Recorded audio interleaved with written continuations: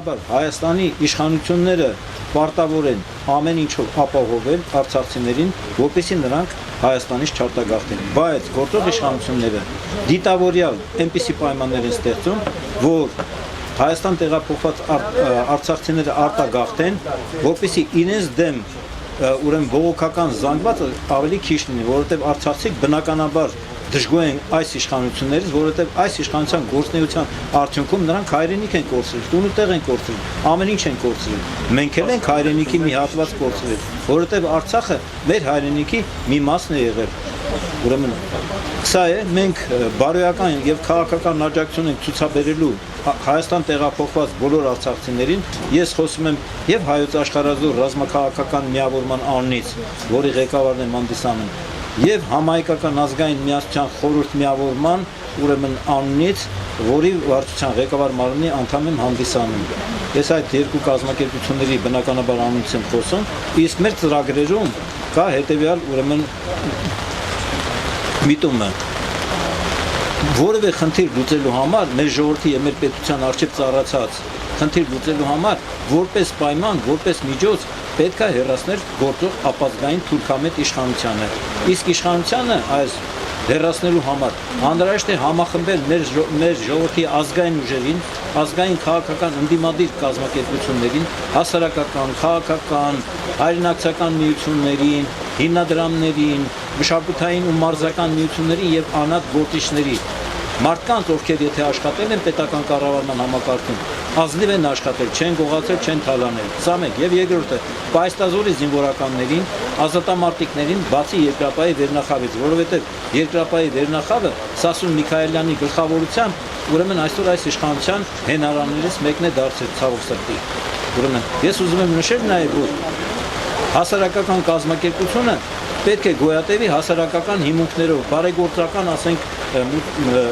կազմակերպություններից տարբեր, ասենք, գործարարներից ստացված միջոցների հաշվին, բայց այսօր երկրապահը դարձել է կիսապետական կազմակերպություն, որովհետև այն ուրեմն գոյատևում է պետբյուջեից ամսական մի քանի 100 միլիոն գումար են փոխանցում երկրապահ կամավորականների միությանը, այդ կազմակերպության ուրեմն կոմունալ ծախսերն են, տարածքների վարձավճարներն են եւ այլն եւ այլն։ Եվ բնականաբար կամավորականների միությունը նաեւ ուղարկում է, ասենք, սահմանամերձ ծառայության իր անդամներին։ Դա նորմալ է պայմանագրային հիմունքներով, բայց մենք ունենք ծրագրեր, որ Նիկոլը, քանի որ Հայաստանը դարձրել է ոստիկանապետություն, ոստիկանների քանակը կրկնապատկել է, բարձրաստիճան ոստիկանների ուրեմն աշխատավարձերը բարձրացրել է, տալիս է տարին մի քանի անգամ նրանց մեկ ամսա աշխատավարձի չափով պարգևավճարներ, այդ թվում նաև հենվում է դատախազության վրա, ցավոք սրտի նաև ազգային անվտանգության ծառայության վրա, որովհետև ազգային անվտանգության ծառայությունը կոչված է ապահովելու պետության անվտանգությունը, ուրեմն ունենա արտաքին ուրեմն հետախուզություն, արտաքին վտանգների գնահատում եւ համապատասխան ուրեմն անվտանգային միջոցների իրականացում, բայց մեր ազգային անվտանգության ծառայությունը ուրեմն ընդդիմադիր գործիչների վրա հարուցում է շինծ ու քրեական գործեր Նիկոլի վրա մահափոխ կազմակերպելու մեղադրանքով ու անգրագետ մի հատ ձևակերպում են դնում վարչապետ հետ ունենալով գաղափարական թշնամանք։ Մեկն էլ ես եմ եղել, որի վրա հարուցել են շինծ ու քրեական գործ։ Ես հայտարարել եմ դատական նիստի ընթացքում, որ գաղափարական թշնամանք հասկացողություն գոյություն չունի։ Ես եւ իմ գաղափարակից ընկերները ունենք գործող իշխանության եւ Նիկոլի հետ գաղափարական տարաձայնություններ, դրանք ուրիշ բաներ են։ Մենք չենք ընդունում այս իշխանության գործունեությունը, նրա կողմից իրականացող քաղաքականությունը, որը հենվում է դատախազության, ներքին գործերի համակարգի, ազգային անվտանգության եւ քննչական կոմիտեի վրա, ուժային կառույցների վրա։ Ուրեմն այս բոլորը ժամանակին պետքա իշխանափոխությունից հետո իրականացնել նաև սահմանադրական փոփոխություններ, ոչ նիկոլական տարբերակով։ Մենք պետք է վերածվենք, ուրեմն դառնանք նախագահական հանրապետություն, որովհետև մենք փոքր երկիր ենք, փոքր Հայաստանում 140-ից ավելի կուսակցություններ կան, ուրեմն գրանցված։ Նման գաղափարներ գոյություն չունեն, տարբերություններ։ Մեր կուսակցությունները շատ դեպքերում իրարից տարբերվում են ոչ թե իրենց գաղափարախոսությամբ, քաղաքական ծրագրերով, այլ իշխանության հանդեպ ունեցած վերաբերմունքով։ Մի քանիսը իշխանության ուղեկցող, այսպես կոչված սատելիտ կուսակցություններ են, որոնք իշխանամետ են, մնացածը գործում են ընդդիմադիր դաշտում։ Իմ հանդիպումների ընթացքում ես բոլորին ասում եմ՝ մի կողմ թողեք ձեր անձնական համակրանքներն ու հակակրանքները, մի կողմ թողեք ձեր քաղաքական կողմնորոշումները, մի մասը արևմտամետ են, մի մասը ռուսամետ են, մի կողմ թողեք ձեր ուրեմն գաղափարախոսությունը, չկան տարբեր այդքան գաղափարախոսություններ, բերեք համախմբվենք, ոտքի անենք մեր ժողովրդին, հեռացնենք այս ապազգային իշխանությանը, ձևավորենք նոր ազգային իշխանություն, բնականաբար, որը իրականացնի մեր ժողովրդի նպատակներին հետապնդող մեր ազգային պետական շահերից բխող արտաքին եւ ներքին քաղաքականություն։ Իսկ դրա դրույթներից ամենակարևորագույնը բանակի հզորացումն է։ Մենք պետք է ապրենք ազգ-բանակ կարգավիճակով։ Ես որ նման հայտարարություն եմ արել լրատվամիջոցների ուրեմն հետ հանդիպումների ժամանակ։ Նիկոլը ասում է ազգ-բանակ դա նշանակում է ազգ նահատակ։ Ես հայտարարել եմ, որ նահատակ թող ինքը լինի։ Մենք այո, փոքր պետություն ենք, գտնվում ենք երկու թշնամական պետությունների արանքում, Ադրբեջան եւ Թուրքիա, դրա համար մենք պետք է ունենանք 100,000-անոց լավ սպառազինված բանակ եւ զոր դաշնակիցներ կարող ենք ունենալ, եթե իրականացնենք ճիշտ արտաքին քաղաքականություն եւ ճիշտ դիվանագիտություն։ Ուրեմն միջազգային հարաբերություններում փոխադարձ շահերն են աշխատում։ Մեր շահերը համընկնում են Իրանի հետ, որովհետև Իրանը ունի թշնամական հարաբերություններ թուրքական աշխարհի հետ, Ադրբեջանի եւ Իսրայելի հետ, իսկ Իսրայելն ու Թուրքիան, թուրքական բոլոր պետությունները Ադրբեջանի դաշնակիցներն են։ Մեր թշնամական երկիրն է այդ թվում նաև Պակիստանը, որը մինչև հիմա Հայաստանը չի ճանաչել որպես անկախ պետություն, ու այս երկրները Թուրքիա, Իսրայել, Պակիստան օգնում էին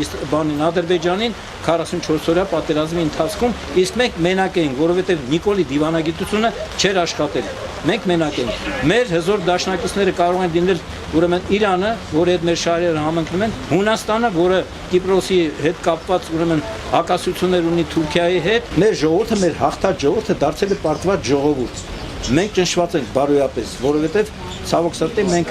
ընդամենը 44 օրում մենք կրեցինք ծանր պարտություն, որովհետև պետության գերագույն գլխավոր հրամանատարը հայկական զինված ուժերի հանդիսանում Նիկոլ Փաշինյանը, որը ոչ մի գաղափար չունի, ոչ բանակի, ոչ էլ պատերազմի, չի ծառայել բանակում։ Նա թերի բարձրագույն կրթություն ունի, տգետ է, որովհետև հայտարարում է, որ մեկ անգամ եւս կրկնում եմ, ինքը հայտարարել է, որ մեր հայրենիք Հայաստանն է, բայց մեր պետությունը դարեր շարունակ եղել է Օսմանյան կայսրությունը։ Նա մոռանում է, որ Օսմանյան կայսրությունը հայերի հանդեպ իրականացրել է ցեղասպանություն եւ զավթել է մեր հայրենիքի մի զգալի մասը, ներկա Հայաստանը, պատմական Հայաստանի ընդամենը 1/10 մասն է կազմում, 1/10 մասը, բացի դրանից նա գաղափար չունի, որ ներկայիս Հայաստանը դա ընդամենը արևելյան Հայաստանի մի մասն է եւ չի եղել Օսմանյան կայսրության տիրապետության ներքո, ներկայիս Հայաստանը Արցախի հետ միասին եղել է Իրանի տիրապետության ներքո, բայց Արցախի Խամսայի մելիքությունները, 5 մելիքությունները ունեցել են որոշակի ինքնավարություն, կիսանկախ վիճակում են եղել եւ ունեցել են որոշակի ուրեմն զորագնդեր պահելու հնարավորություն։ Սա է իրականությունը, ուրեմն դրա համար, քանի որ նա ուրանում է ցեղասպանությունը, ես կրկնում եմ, ուրեմն Շվեյցարիայում հանդիպան ժամանակ, տեղի իշխանությունների եւ հայ համայնքի հետ հանդիպան ժամանակ, նա հայտարարեց, դեռ պետք է պարզել, արդյոք եղել է ցեղասպանություն, թե չի եղել, եթե եղել է, ապա ինչու է եղել, ով էր մեղավոր, ի նկատի ունի, որ մենք քանի որ ասենք պաշտպանում ենք ռուսներին, որպես քրիստոնյաներ եւ այլն, ուրեմն դրա համար Օսմանյան կայսրությունը մեզ կոտորեց, որտեղ մենք իբր թե դավաճանեցինք թուրքերին, այսինքն մեր պետությանը, իբր թե էլի, այդպիսի հարցադրումներ է անում ու նաեւ դեռ հայտնի չէ, թե ինչքան են զոհվել, ինչքան չեն զոհվել, այսպեսի անդադ կասկածի տակ է։ Նշեց, որ պատերազմը իր օրոք չի եղել, այլ ինքն է պատերազմի ժամանակ հայտնվել։ Ինչպես կնեք անվանել։ Ուրեմն բնականաբար հարց է ծագում։ Ինչու մինչև Նիկոլի գալը Ադրբեջանը պատերազմ չէր սկսել։ 16 թվականին միակ եղավ հետախուզական քարորյա պատերազմ, ռազվեդկա բոյեմ ռուսերեն այդպես են ասում, հետախուզական պատերազմ եղավ, տեսան, որ չեն կարող շարունակել, դադարեցրեց 4 օրում դադարեցրեց այդ պատերազմը։ 18 թվականին Նիկոլը եկավ իշխանության, 2 տարի հետո Ադրբեջանը սկսեց պատերազմ, ուրեմն առավոտ շուտ սեպտեմբերի 27-ին պատերազմ Ադրբեջանը բոլոր կողմերից հարձակվել է Արցախի վրա, Նիկոլը ազգային ժողովին հայտարարում է, Եկեք պայմանավորվենք, ինչ է լինի, մենք պես պարտված չենք ճանաչի։ Ինչ է լինի, մենք պես պարտված չենք ճանաչի։ Ինչու Նիկոլը բախտագուշակ էր, որ գիտեր, որ մենք պետք է պարտվենք, բայց մեզ պարտված չճանաչենք։ Ու կան տվյալներ, որ Ալիևը ինքը պայմանավորվել է, որ Ադրբեջանը հարձակվի եւ Նիկոլը որպես հայկական զինված ուժերի գլխավոր հրամանատար այնպես անի, որ մենք պարտություն կրենք ու ինքը Արցախը թողնի Ադրբեջանի կազմում։ Ինքը Արցախը ճանաչեց Ադրբեջանի կազմում Պրահայում 22 թվականի հոկտեմբերին, մնացած մեր, ասենք, ենթադրենք արտաքին գործընկերները։ Պուտինը հայտարարում է, Հայաստանը ճանաչեց Արցախն Ադրբեջանի կազմում, ես ո՞ս կարող եմ ճանաչել Արցախի անկախությունը։ Ուրեմն իր քաղաքականության հետևանքով կրկնում եմ, մենք կորցրել ենք հայրենիք։ Դա ոչ այլ ինչ է, թե ոչ դավաճանություն։ Իսկ դավաճաններին ինչ են անելու, թող որոշի մեր ժողովուրդը։ Պարոն Բազայան, արցախցիների դեմ պատերազմը կարծես թե չի ավարտվել։ Գտնվելով հայրենիքի մյուս հատվածում, Փաշինյանի իշխանական բոլոր լրատվամիջոցները մեծ պրոպագանդա են անում, հիբրիդային պատերազմ է արցախցիների դեմ այս պահին, տեսանյութերով, հոդվածներով, տակը կոմենտները 200-ից ավել յուրաքանչյուր տեսանյութի տակ։ Որ խնդրեմ, այս մասով կմեկնաբանեք ժողովրդին հավաքելով այս իրավիճակի մեջ տեսանյութի հերոսները, Փաշինյանականները արցախցիների հասցեին ինչ ասես չեն խոսում։ Հիբրիդային պատերազմ Հայաստանի ներսում։ Ինչպես համախմբել ժողովրդին, հասարակությանը, հասկացնել, որ արցախցին նույն հայն է։ Ուրեմն մենք պետք է մեր ժողովրդին բացատրենք եւ հիշենք Չարենցի խոսքերը, որ հայ ժողովուրդ քո միակ փրկությունը քո հավաքական ուժի մեջ է։ Ուրեմն մենք չպետք է տարբերակենք սփյուռքահայերին Ռուսաստանում, Միացյալ Նահանգներում, թե Եվրոպայում, արցախցիներին, որոնք ստիպված թողել են իրենց ամեն ինչ տուն ու տեղը եւ եկել են Հայաստան, իրենց բնականաբար մայր հայրենիք, չպետք է այդ տարբերակումը դնենք։ Մենք պետք է օգտագործենք նաեւ սփյուռքահայության պոտենցիալը, որպես ասենք մեր հայրենակիցների, որոնք բնականաբար կցանկանային, որ Հայաստանը այնպեսի պետություն լիներ, որ իրենք վերադառնային, ցանկություն ունենային վերադառնալ եւ բնակվել Հայաստանում։ Բայց Նիկոլը մի շարք հայրենանվեր սփյուռքահայ գործիչների մուտքը Հայաստան արգելել է, որովհետեւ իր դեմ, ասենք, դրսում ցույցեր ու միտինգներ են կազմակերպել։ Նիկոլ Փաշինյանը խայտարակում է մեր ժողովրդին։ Մեզ համար նվաստացուցիչ է, որ նրա նման մեկը ղեկավարում է մեր պետությունը եւ ներկայացնում է Հայաստանն ու հայերին միջազգային հարաբերություններում, որտեղ այս մարդը գնում է Գերմանիա հեծանիվակշում, տարօրինակ բաներ է անում, ինքը ուրեմն ունի որոշակի հոգեկան խանգարումներ։ Նա երբեմն ընկնում է հոգեկան խանգարումքի մեջ, որովհետեւ ինքը ասում է ես մեկ-մեկ գժվում եմ։ Ես անհանգստանում որ նա կարող է իրականում նորից գժվել եւ ելի մեր ժողովրդի վրա որոշակի փորձանքներ բերել։ Դրա համար պետքա որքան հնարավոր է շուտ համախմբել մեր ժողովրդին, ոտքի անել, հերացնել այս ապազգային թուրքամետ իշխանությանը, ձևավորել նոր ազգային իշխանություն, որը կիրականացնի մեր ժողովրդի նպատակներն հետապնդող, մեր ազգային պետական շահերից բխող արտաքին եւ ներքին քաղաքականություն։ Կարծոք անհրաժեշտություն չկա փաստագրել այնինչ այսօր տեղի ունենում, իմ ասած հիբրիդային պատերազմը իշխանական լրատվամիջոցներով ամեն օր 2-3 անց տեսանյութով ուղիղ եթեր, տակը կոմենտներ փաստագրել, արդյոք չի կարելի։ Ու միջազգային հանրության իրավական հարթակներ տանել էս ամենը։ Գիտեք ինչ կա, միջազգային հարաբերություններում եւս գործում է փոխադարձ շահը եւ Նժդեի խոսքերն եմ ուզում կրկնել, որ ուժն է ծնում իրավունք, միջազգային հարաբերություններում էլ ուժը ծնում իրավունք։ Բացի դրանից Նժդեը նաեւ հայտարարել է, որ բոլոր այն ժամանակահատվածներում, երբ մեր ժողովրդի մեջ գերակշռել են նյութապաշտները, մենք պարտություններ ենք կրել։ Իսկ բոլոր այն ժամանակահատվածներում, երբ որ մեր ժողովրդի մեջ գերակշռել են հայրենապաշտները, մենք հաղթանակներ ենք տարել։ Դրանից զատ ես ուզում եմ կրկնել Անգլիայի ղեկավար Ուինստոն Չերչիլի խոսքերը, որ որևէ պարտություն վերջնական չէ, ներողություն, որևէ հաղթանակ վերջնական չէ, պարտությունն էլ վախճանը չէ։ Կարևորը չհուսատվելն ու չհանձնվելն է։ Մենք չպետք է հանձնվենք, մենք չպետք է հարմարվենք այդ պարտության հետ։ Այսօր ադրբեջանցիք են հաղթել, ասենք այս քարորիա պատերազմում։ Իսկ 90-ական թվականների պատերազմ մենք էինք հաղթել։ Այնպես որ սա վերջնական չի Ադրբեջանի հաղթանակը։ Մենք կզորացնենք մեր բանակը, ձևավորենք ազգային իշխանություն, կզորացնենք մեր բանակը եւ կազատագրենք Արցախը, հաղթենք Ադրբեջանը։ Ժամանակի մեջ ունենք հնարավորություն տեղավորել։ Ուրեմն կլինի այդ հնարավորությունը։ Ես ափսոսում եմ, որ ուժային կառույցների ղեկավարները, պաշտպանության նախարարը, Սասուն Միքայելյանը հայտարարում են, որ մենք Ադրբեջանի դեմ շանս չունենք, որովհետև, ասենք,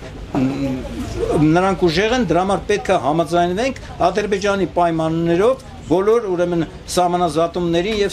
սահմանագծումներին, որպեսզի կնքենք խաղաղության պայմանագիր։ Իսկ Ադրբեջանը անդադ հոխորտում է խաղաղության պայմանագիր չստանա, եթե չտաս Սյունիքի Միջանցքը, եթե չտաս Սևանի կեսը եւ այլ,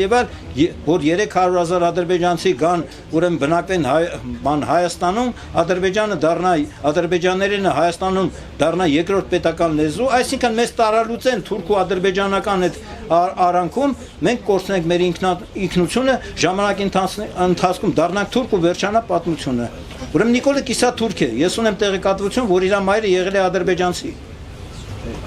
Կիսա թուրք է ինքը, դրա համար էլ ինքը ուրեմն թուրքական 10 լրատվամիջոցների բերեց Հայաստան, մեր պետբյուջեի հաշվին, ուրեմն հարցազրույց կազմակերպեց, հաջողանալով կոպիտ ասած սապոնվելով Էրդողանին։ Իսկ այդ թուրքերը, որոնք եկել էին Հայաստան, գնացին Թուրքիա, շատ վատ ուրեմն բաներով ներկայացրեցին Հայաստանը որպես աղքատ պետություն, որպես վատ ժողովուրդ եւ գրեցին, որ Երևանը դա թուրքական Էրզինջան քաղաքն է եղել, իսկ իրանական կապույտ մզկիթը իբր թե դա թուրքական հուշարձան է։ Ընդ որում ադրբեջանցիներն ասում են, որ դա իբր թե ադրբեջանական հուշարձան է։ Վերջ արցախցիները ինչ կարգավիճակում կվերադառնան Արցախ։ Արցախցիները միայն կարող են վերադառնալ Արցախ այն դեպքում, երբ որ մենք հաղթենք Ադրբեջանին եւ ազատագրենք Արցախը։ Եթե նրանք Ադրբեջանի տիրապետության ներքո նորմալ կարողանային ապրել, չէին գաղթի Հայաստան։ Ուրեմն նրանք Հայաստանի քաղաքացիները, նրանք ադրբեջանական անձնագրեր չեն վերցրել։ Արցախում գործել է մեր դրամը, չի գործել Ադրբեջանի մանաթը։